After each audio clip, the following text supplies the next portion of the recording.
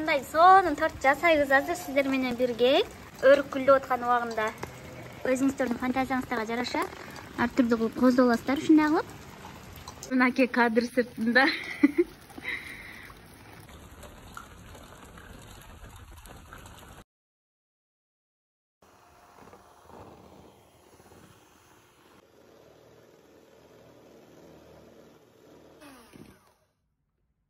Мынакей кыздар, мына ушундай болгонго чейин миксерлейбиз. Формага салып туруп, көтөрүлүп калбаш үчүн чекерактарына ушинтип сүрүп коебуз.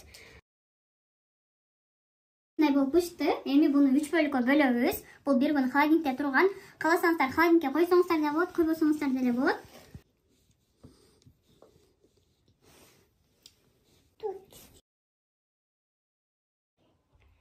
Азыр торттун ичине крем жасайбыз. Ал үчүн бизге творожный сыр, сливки, сахар керек болот.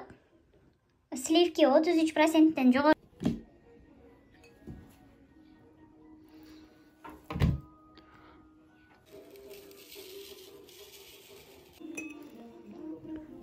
Терлеп алабыз. Жакшылап сахарды эритип алабыз.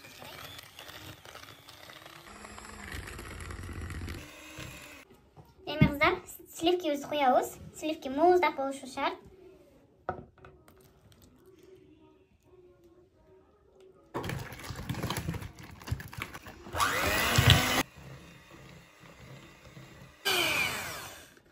Мынакей кыздар, өтө көп миксерлебейбиз, болбосо бизде баары натуральный болгонуна байланыштуу сливкибиз эритип салат.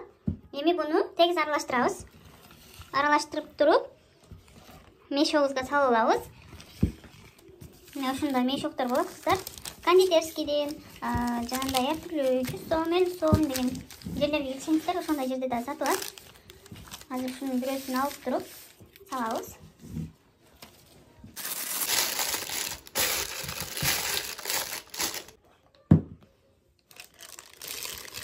Ушинтип баарын салып алабыз дагы. Мынакей кыздар, ички крем жасалдык. Эми чогултабыз. Пропиткабыз биз сүткө эле бир аз сахар кошуп алганбыз. Эң сыртына бербейбиз, ортарагына беребиз. Азырактан бербей. Но эң четине бербейбиз. Ичкерагына беребиз. Бир чекеден баштап бер. Мынакей кыздар, эми колесону кийгизебиз. Тегиз чыгышы үчүн.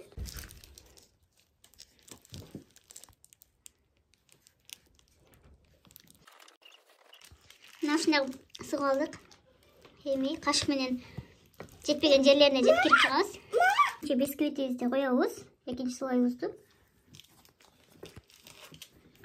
Экинчи слойду койдук. Эми буга дагы пропитка беребиз, жанагындай кылып эле.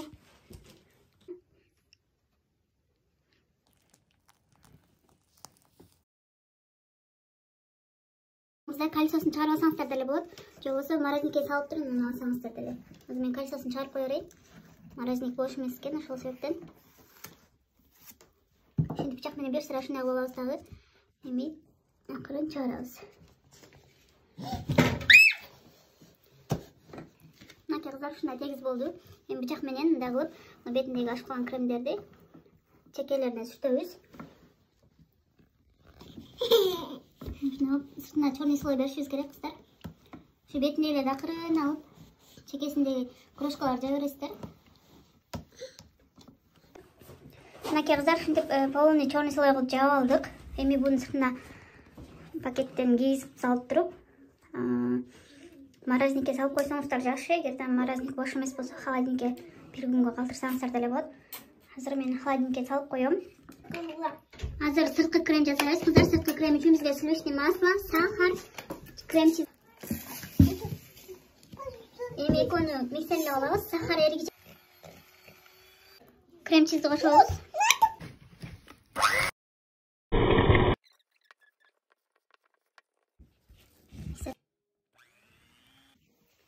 Ичиндеги воздухту чыгарып алабыз. Болбосо тортубуздун сырты тегиз чыкпай калат. Ошол себептен ушул жерде көбүрөөк менет кылып чыгарып алып туруп, андан кийин сыртына беребиз.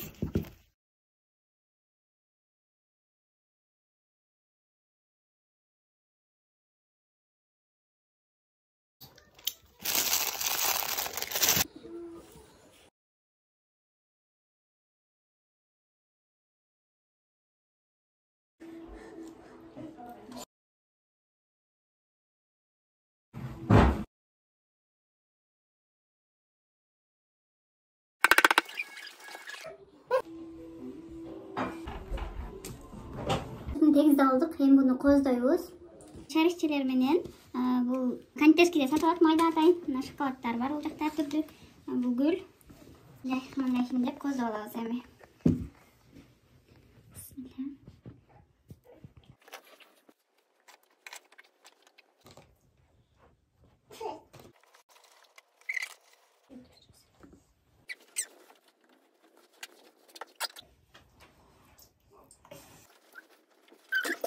Мынакей болду. Бул жагына шоколадтан кичине агызып туруп, бул мынакей кыздар ушинтип чыкты. Мынакей кыздар ушинтип шоколад агызып койдук. Эми мына ушул менен анасына Тортубуз дагы даяр болуп калды кыздар. Каналыма подписаться болгонду унутпаңыздар. Дагы да видеолорду чыгарганга аракет кылам. Түшүнбөгөн сурооңуздар болсо түбүнө жазсаңыздар болот. Мен силерге жооп берем. Мен сиздер менен таланттын колуктусу болдум. Көңүл бурганыңыз үчүн чоң рахмат. Сиз да жасап көрүңүз.